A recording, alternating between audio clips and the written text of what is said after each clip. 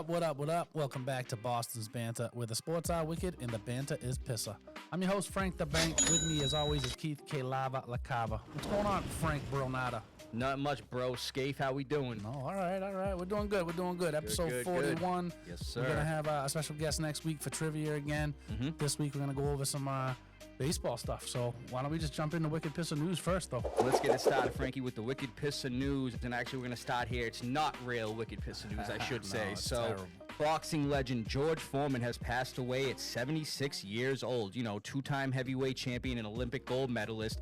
Very notable figure in boxing, of course, and in general. I mean, during the 90s and early 2000s, how many times you see his face on the commercials, man, for the George Foreman Grill? I was going to bring that up because in the first 15 years of the George Foreman Grill, he sold over 100 million units. So, I mean, Unreal. Unbelievable. He died, obviously, like 300 million plus what his value, his worth was. But he made more money selling the grills than he did boxing. I was just going to say, that's exactly right. He made more money doing that. So, great salesman, great person, absolutely. great father. Absolutely. I mean, just an awesome boxer, obviously. So, sad day for sure. Finished his boxing career with 76 wins, 5 losses, and 68 of those wins came by knockout. Yeah, unbelievable. Absolute legend. So rest in peace, George Foreman. Yes, sir.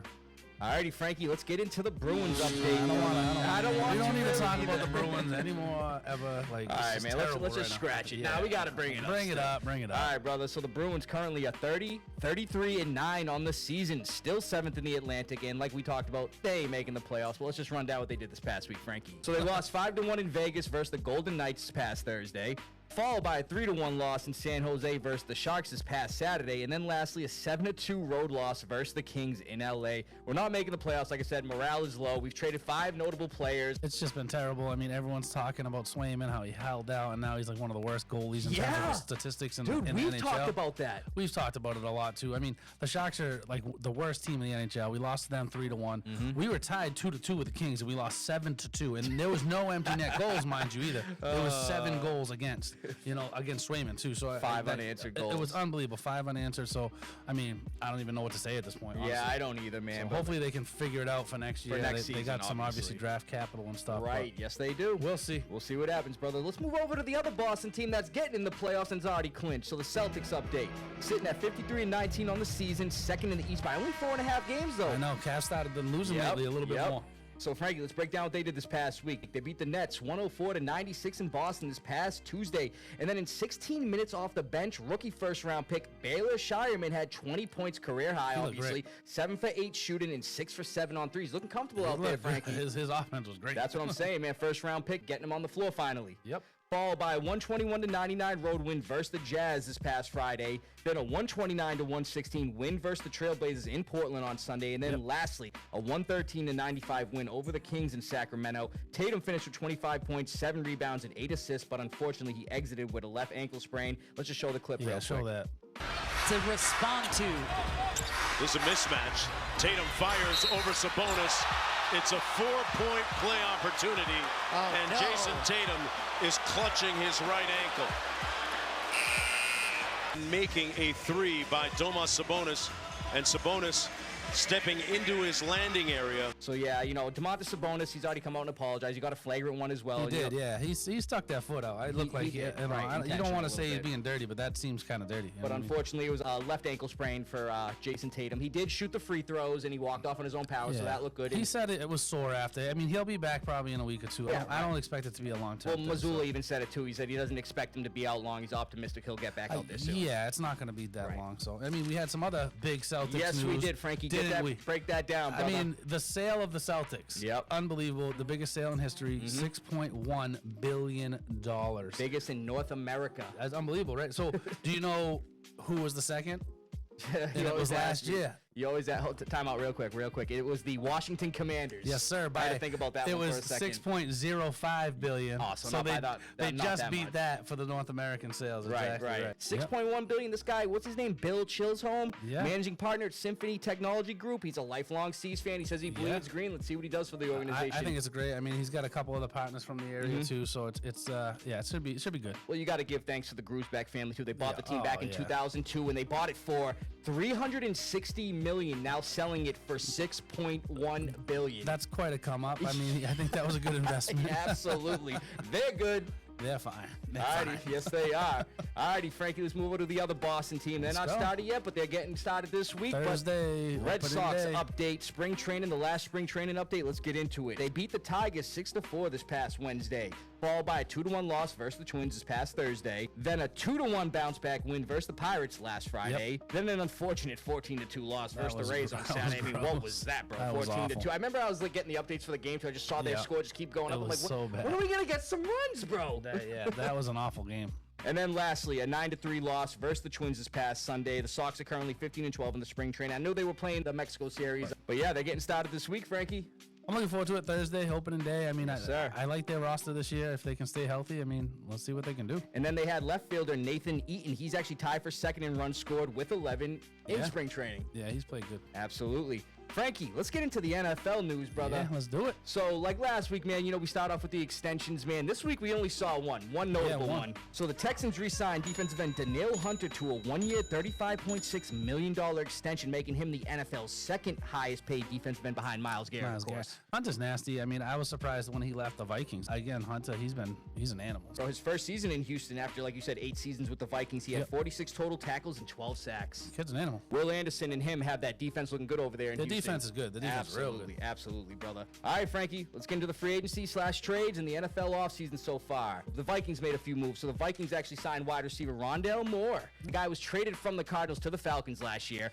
Never played. Got hurt and everything. Now he's with the Vikings to see how he pairs up with Jordan Addison and, of course, Jettas. Yep. The Vikings also signed defensive tackle Javon Hargrove to a 2-year, $30 million deal, $19 million guaranteed. The 49ers lose another guy, like we've been talking about. 49ers are losing everybody. It's crazy. They don't have nobody left. Texans signed offensive tackle Cam Robinson to a one-year deal. The reason I bring him up is because the Patriots were looking at him. But I actually looked in depth at his numbers, man, and his pressure rate was actually pretty horrible last year. Yeah, I mean, they needed, after they traded away, what's his face? Laramie Tunsil. Tunsil, yeah. I mean, that was just, they needed somebody else too. Somebody up, right. Yeah. Then we got the Commanders signing wide receiver Michael Gallup to a one-year deal. The guy that just retired this past offseason at 28 years old. Yeah, he signed with the Raiders. He's a fast guy, but I mean, I felt like he could have did more with his, he just didn't really, do it. He left Dallas, went to Las Vegas. He was like, oh, I'm retiring. Comes back. Now he's joining Terry McLaurin, Deebo Samuel on that Commanders offense. See how he does. Saints signed wide receiver Brandon Cooks to a 2-year, $13 million deal. First-round pick to the Saints back in 2014. Yeah, I always loved him as a Saint. Oh, I did too, man. He's such an animal. He's been a very consistent wide receiver over the years. Yes, he has. Absolutely. All the teams he's played for. Absolutely. Chargers signed tight end Tyler Conklin to a one-year deal, and I don't blame him, man. Nobody wants to be on the Jets right now. Yeah, that's true. And then, Frankie, you got another one of these right. Giants signed quarterback Jameis Winston to a 2-year, $8 million deal. And the thing is, too, man, well, actually, let's just bring up the clip real quick. Saquon, in this free agency, man, I'm a free agent. I don't got no job. Who should sign me in free agency? I think New York need a quarterback right now. New York? Who? The Giants. Okay, brother. Yeah, I know Dave I'll give him a call. Right. So at the Super Bowl media, like we talked about, man, he actually took Barkley's advice and signed with the Giants. It's pretty funny, yeah. It is. I mean, they need a quarterback. It's not a bad, Malik Neighbors, they're going to be behind. Malik Neighbors could have a great year, honestly. I saw a thing that said Jameis Winston is going to have over 6,000 passing yards, 56 touchdowns, and 42 interceptions. I was going to say 50 interceptions. And then, mind you, 50 of those are going to go to Malik Neighbors. Oh, my God. He had 30 touchdowns one year and 30 picks one year. Yeah, That's gross. crazy. Unbelievable. And then lastly, Frankie, it's a kicker, but I want to bring it up because he was our kicker last year. The Titans signed kicker Joey Sly. Contract terms were not disclosed. Yeah, that's whatever. So who's going to be our kicker? You. Me. Let's try it out. Let's hey, go. Like we talked about, we're the only two that hit it at the draft. That's a fact. All right, good stuff, brother. So that's all we got for Wicked Pissah News. Let's get into a very quick Foxboro focus. Yes, sir, Ski Frankie. Let's get into it. Foxboro focus. So we're going to start here. Patriots actually met with a wide receiver. I wish they would have signed him, but they met with him. Somebody. Yeah, right. Let's get into it. So the Patriots met with wide receiver Stephon Diggs this past week. His first free agent visit, actually. Yeah. So the guy's coming off a torn ACL, obviously. He had dinner with the staffers during the visit, and he had meetings with the coaches and the medical personnel to take a physical, considering, like I said, he's coming off that torn ACL. Elliot Wolf came out and said this was more of a kind of see where you're at kind of meeting. They weren't just trying to get him in to sign him right away. Then just a little after we filmed the episode, free agent wide receiver Stephon Diggs reached an agreement on a 3-year, $69 million deal, including $26 million guaranteed with the Pats. Let's go. All right, Frankie. So we actually brought back one of our linebackers. Patriots matched the offer sheet for linebacker Christian Ellis, who just signed with the Raiders, to that offer sheet this past week. So the Patriots matched it. Now he's going to be staying with the Patriots on a 2-year, $13.5 million deal. And honestly, he's one of those guys, again, Frankie, he fits the mold for this defense. Multiple games, he actually led our team in tackles. So he was shown he's a good tackler there. Mind you, he's got good coverage skills, man. He's actually, I saw him a few times lined up wide right with receivers and even running backs, dude. It's good to keep him here. We definitely need, the depth is big. And Absolutely. He's been a good player for us. Absolutely. 80 total tackles last year, sack and a half, 1 forced fumble, 1 fumble recovery, and 1 interception. I love it. Let's put those numbers up more. I love it. Alrighty, Frankie. And then lastly, we're going to bring up a grade here. Patriots signed somebody, another guy Vrabel's familiar with. The Patriots signed linebacker Jack Gibbons to a 1-year deal. Like I said, another one of Vrabel's former guys with the Titans. Has a career 167 tackles, starting 20 games and appearing in 29. Last season, he only played in 10 games. He had an ankle injury, and he had 44 total tackles, 22 solo, and a half a sack. Frankie, right now, I'm giving this a C+. Yeah, again, you look at the depth. He's not going to play much at all. Right. It's probably going to be more of a special teams role for him if he does make the roster. Yeah. But the guy constantly received good grades as a run defender, something we've needed, obviously, help with. For sure. And he excelled in coverage last season. He's got the good athleticism, and he could have a good role, like I said, on special teams. Not a splash pickup, but another guy Vrabel's familiar with. Not bad. Yes, sir, Frankie. Let's jump right into the lava round. This week, we're doing our MLB predictions, kind of like we did with football. We're going to pick some awards. And, why don't we just jump right into it? We're going to start off with Manager of the Year. Why don't you give me who you think is going to be Manager of the Year for the American League? And, Frankie, this may seem a little biased, obviously, but I'm going to go with Red Sox manager Alex Cora. And he's actually second in the odds at plus 450 behind Mariners' Dan Wilson. I like that.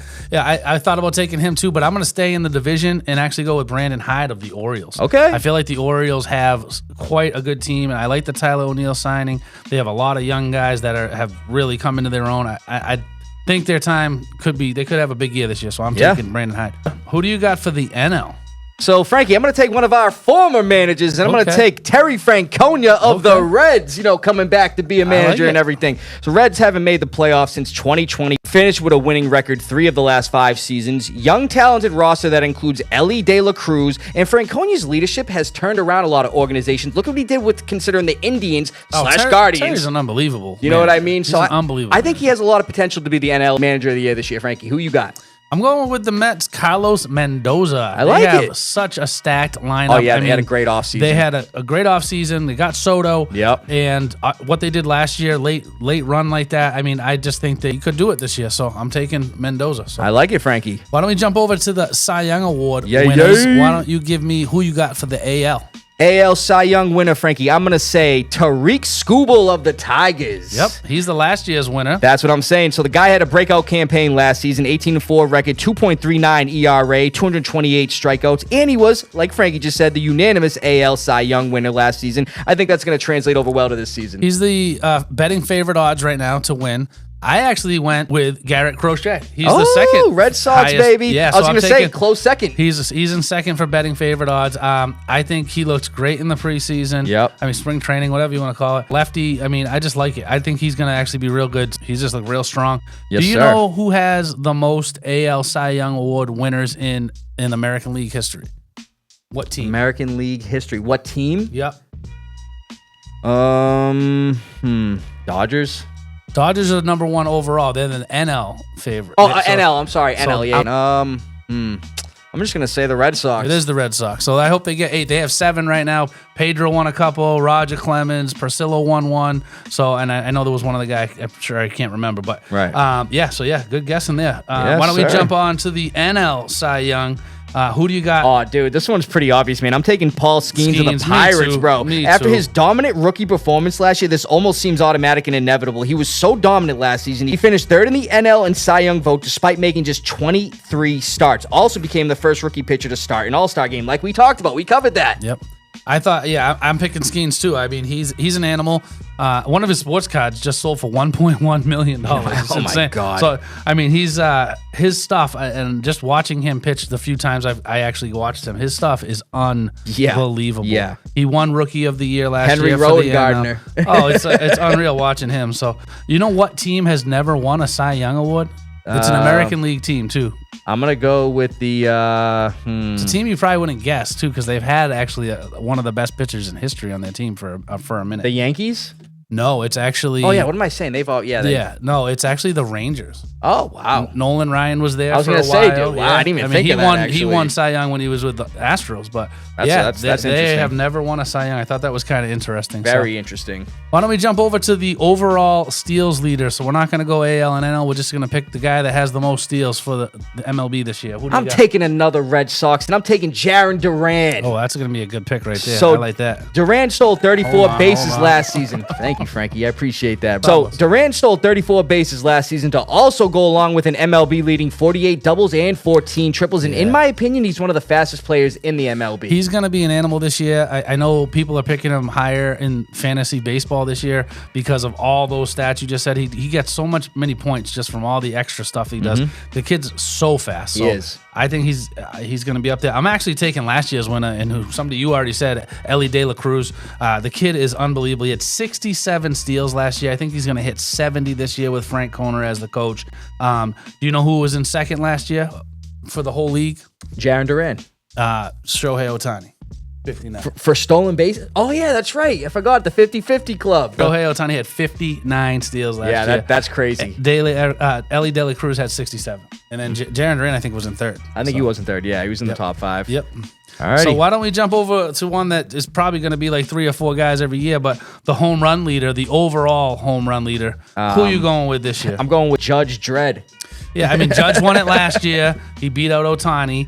I'm actually taking Juan Soto, who finished 4th last year. I just think with Pete Alonso behind him, I know Judge was behind him last year, but I feel like, in the NL, I just feel like he's going to have a monster year. He signed that huge contract. I think he's going to want to prove it and earn it. You know what I mean? So I'm taking on Juan Soto. And if I had to say my runner-up would probably be Shohei or Judge. So yeah, I'm going to be taking Judge, the home run leader last year with 58 home runs. He's averaged 49 home runs a season from 2021 to 2024, and I just think he's very capable of repeating again. He's an animal. The only thing I think he might be down a little this year, just, again, Soto and him, you got to choose who you want to pitch to. You don't have Soto there anymore. I know they still have Stanton and stuff, but, I mean, not having Soto in front Could of hurt you him. or behind him sometimes. Right, and that helped out a lot, too. So, yeah. Let's jump over to MVP. So, why don't we get into the AL MVP first? I'm going to be taking Aaron Judge again, unfortunately. So, the unanimous MVP last year, you see him get significantly better each year. Bobby Witt Jr. of the Royals, he'd be a close second, obviously, in the AL MVP race. Yeah, but they're 1-2 in the betting odds. Yeah. Yep. Oh, wow. Are they really? Yeah, they are. Yeah. I'm actually going to I'm still going to be taking Judge. I like Witt a lot, and I was thinking about taking him. It was between Witt and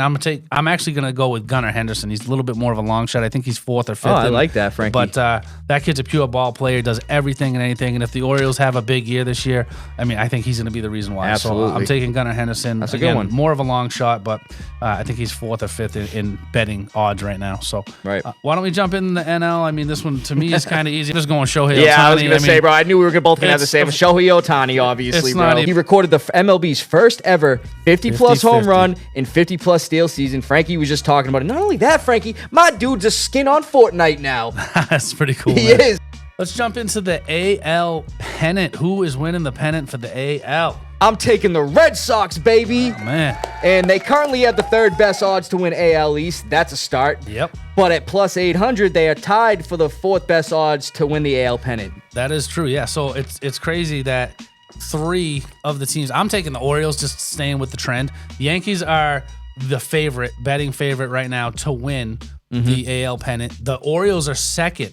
And then Boston's 4th and Houston's 3rd. So, yep. But I'm taking Baltimore. East. Yeah, it's crazy. So three of the top 4 favorites right now to win the AL is in the AL East. The AL East, which is going to be a crazy year for that our division. Absolutely. I hope it's the Red Sox. I hope it's the Red Sox. But I'm just going with the trend of the Orioles. I hear you. Why not keep the trend? Yeah. So why don't we go with the NL? And again, this is easy for me. It's just the Dodgers. I mean, is there anybody else to even talk about? No, the champs last season beating the Yankees. We like seeing that. The plus 140 favorites going into the season to win the NL pennant. They just got an elite roster, man.